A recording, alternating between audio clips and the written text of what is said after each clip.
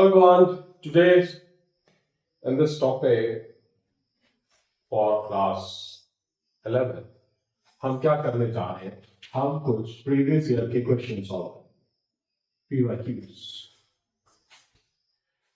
बच्चों, चाहे आपका कोई भी कॉम्पिटिटिव एग्जाम हो, चाहे कोई एकेडमिक एग्जाम हो, कॉम्पिटिटिव एग्जाम में सबसे ज्यादा जो स्ट्रेस रहता है वो एनालिटिकल क्रिटिकल थिंकिंग में रहता है। और जब हम फिजिक्स की बात करें, चाहे आपका नीट है चाहे जेईई है, आपको सबसे बड़ी प्रॉब्लम कहां आती है? जहां पे हमें कुछ एनालिटिकल क्वेश्चंस सॉल्व करने का। तो हमारी इन सीरीज में कोशिश रहेगी कि हम फाउंडेशन रखें, बेस रखें उस क्रिटिकल एनालिटिकल थिंकिंग का, न्यूमेरिकल थिंकिंग का, जिसमें हम न्यूमेरिकल सॉल्व करें।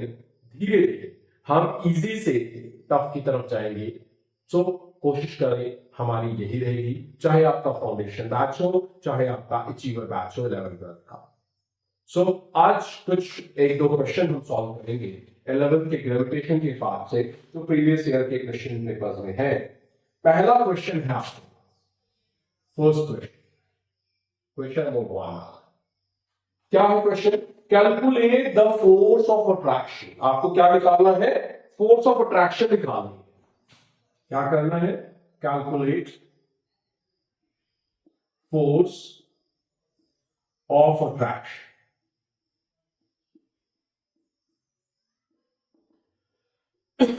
Sorry between balls.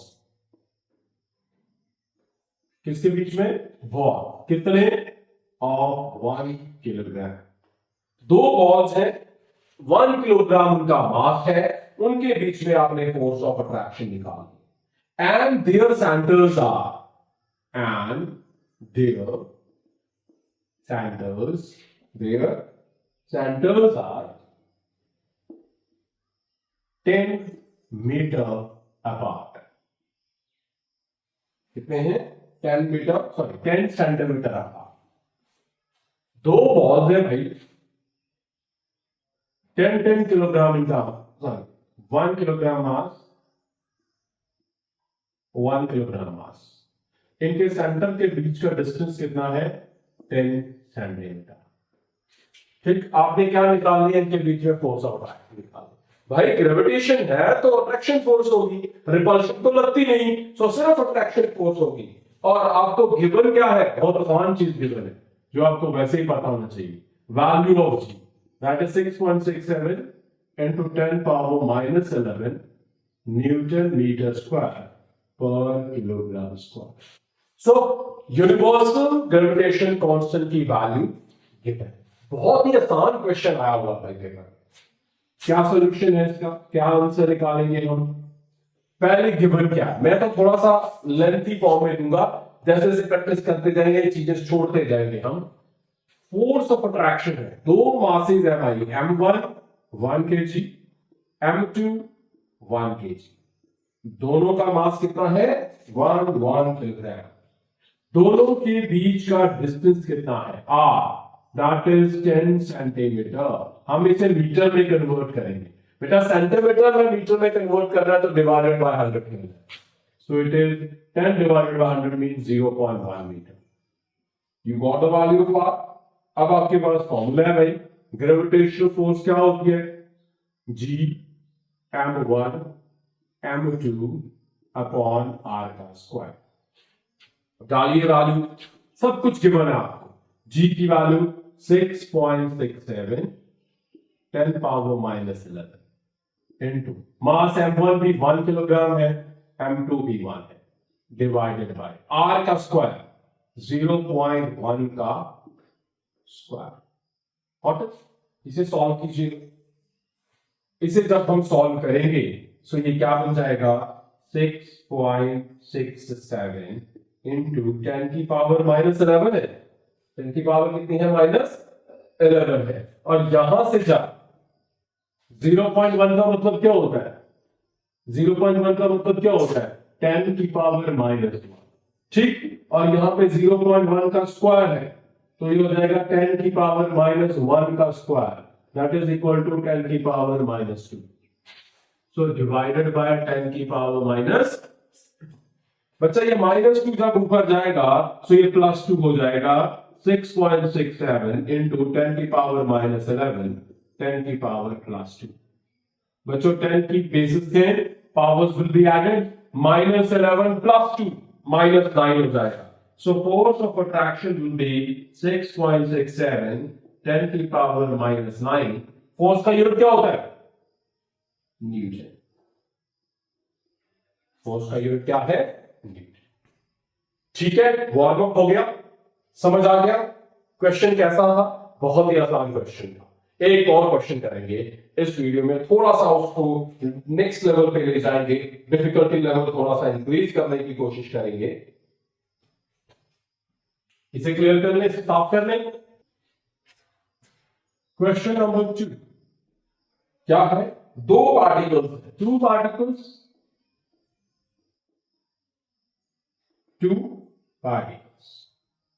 दो पार्टिकल दिए गए हैं, ईच ऑफ मास स्मॉल है, ईच ऑफ मास स्मॉल है, दोनों का मास कितना है? Small m. Go round to a circle, क्या करते हैं? मूव करते हैं, गो राउंड अ सर्कल, एक सर्कल में कितना सर्कल है? ऑफ रेडियस, कितना रेडियस है भाई आपका? आर। रेडियस आर का एक सर्कल है, उसमें मूव करते हैं under the action of their mutual gravitational attraction. किसमें? कैसे मूव हुए? Under the action of their mutual, एक दूसरे पे लग रही क्या? Mutual gravitational attraction means gravitational force, gravitational attraction. ध्यान से सुनना इस बात को, ये बहुत इंपॉर्टेंट क्वेश्चन है। Find the speed of each particle. देखो थोड़ा सा लेवल मैंने बढ़ाया है। Find the speed of each particle. बहुत ही आसान है, बट थोड़ा सा इसमें एनालिसिस। क्लियर? और समझ आ गई? सो क्या सोल्यूशन है? पहली तो बात यह है कि हर पार्टिकल पे फोर्स जो होगी, वो कहां डायरेक्ट होगी? Along the radius. क्या होगी? तो फोर्स जो होगी वो क्या होगी? Directed along the radius, along the radius of the circle. Number एक चीज तो ये हो गई। और दोनों पार्टिकल जो है वो क्या करेंगे? Eight the end of the diameter, दोनों के बीच में कहां मूव कर रहे हैं? ये देखो ध्यान से, इस सर्कल पे मूव कर रहे हैं। ठीक, क्लियर? इस सर्कल का रेडियस कितना है? हाँ, दोनों सर्कल पे मूव कर रहे हैं, मतलब एक इधर है एक इधर है, दोनों को ज्वाइन कर। यहां तक का रेडियस कितना है यार? बेटा ये आ रहा है तो ये भी आ रहा होगा, ये भी आ रहा होगा, तो ये टोटल डिस्टेंस कितना हो गया? 2। तो दोनों पार्टिकल जो है, both particles are at the end of diameter, diameter के एंड पे है, और डिस्टेंस कितना हो गया? 2r। कैसे हुआ? क्योंकि उसने बोला भाई go around the circle of radius under the action of mutual gravitational attraction. अब ये होगा तो इनकी फोर्स कितनी होगी? क्योंकि इसी फोर्स के कारण तो वो मूव कर रहे हैं, जी m1 m2, लेकिन दोनों का मास m है, so it is m into m upon r का स्क्वायर। r दोनों के बीच का गैप है, तो यहां दोनों के बीच में गैप है 2r, सो 2r का स्क्वायर। ये क्या बन गया? सोल्व करो इसे। g m का स्क्वायर अपॉन 2 का स्क्वायर 4 r। तो ये क्या है? फोर्स। ये वो फोर्स है जो उनको मूव करने के लिए होता है, जो उनको मूव करने में हेल्प कर रही है under the action of gravitational attraction, gravitational attraction मतलब ग्रेविटेशनल फोर्स। लेकिन भाई राउंड राउंड घूमने के लिए, गोल गोल घूमने के लिए तो सेंट्रीपिटल फोर्स चाहिए ना। क्या फोर्स चाहिए? सेंट्रीपिटल फोर्स चाहिए। This force is equal to centripetal force. Centripetal force क्यों? सेंट्रीपिटल फोर्स क्यों चाहिए भाई? क्योंकि सर्कल में घूमना है, सर्कल में घूमना है, रेडियस के अलावा घूमना है, तो सेंट्रीपिटल फोर्स चाहिए। तो सेंट्रीपिटल फोर्स क्या होती है? m वेलोसिटी का स्क्वायर अपॉन रेडियस। तो सर्कल का रेडियस कितना है? बात समझ आ गई? थोड़ा सा ऊपर से क्वेश्चन की जरूरत नहीं है मुझे। अब मैं क्वेश्चन वाला पार्ट सॉल्व कर साइड पे कर लेता हूं। अब हम क्या करेंगे? इन दोनों फोर्सेस को इक्वेट करेंगे। जी एम स्क्वायर, देयरफॉर दोनों बराबर है ना? G M square upon 4r का स्क्वायर किसके बराबर है? Centripetal force. सेंट्रीपिटल फोर्स क्या है? M V square upon R. M V square upon. अब मुझे निकालना क्या? मुझे वेलोसिटी निकालनी है। पहले थोड़ा सा सॉल्व कर, ठीक है? जो बेटा निकालना है ना, उसको एक जगह रहने दो, उसको एक साइड पे रहने दो, और सारी चीजें दूसरी साइड रहने दो, और जरूरत नहीं है। वी स्क्वायर जो चाहिए उसको यहां ले, इज इक्वल, पहले तो ये पूरा लिखिए, G M square upon 4r का स्क्वायर, ये अपनी जगह था।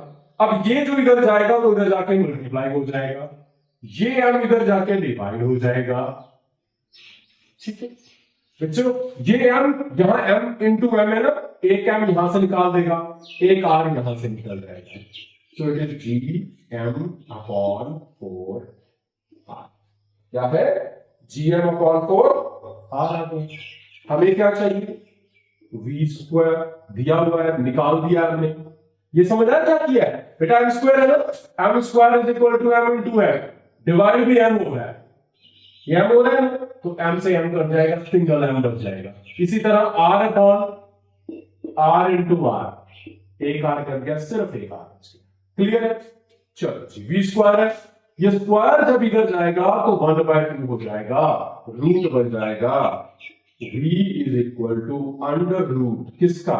जी एम अपॉन 4r। अब आपकी मर्जी है, अगर आप 4 का रूट करके बाहर 1/2 लिखना चाहते हैं तो 1/2 under root G M by R भी लिख सकते हैं। So that depends upon you, क्योंकि आपको मल्टीपल चॉइस 4 ऑप्शन होंगे, उनमें से जो भी ऑप्शन आपको दिखे you can push into that. Clear है? समझ आया? मैंने थोड़ा सा डिफिकल्टी लेवल इंक्रीज किया है, धीरे धीरे इसकी वार्म अप और डिफिकल्टी लेवल इंक्रीज के कंसेप्ट पे हम क्वेश्चंस को सॉल्व करेंगे और अपना एक ऐसा फाउंडेशन बनाएंगे कि जैसे हम कंपटीशन को फेस करें तो हमें फिजिक्स वाला पार्ट जो है वो एक बिल्कुल the piece of the cake लगे। क्लियर है? आज के लिए इतना ही रखते हैं, इस वीडियो में इतना ही रखते हैं। चैनल को सब्सक्राइब करना ना भूलिएगा ताकि रेगुलर नोटिफिकेशंस आपके पास आए और आपको प्रॉपर गाइडेंस मिले, फाउंडेशन अचीव करें आप अपना goal. Thank you, see you, bye.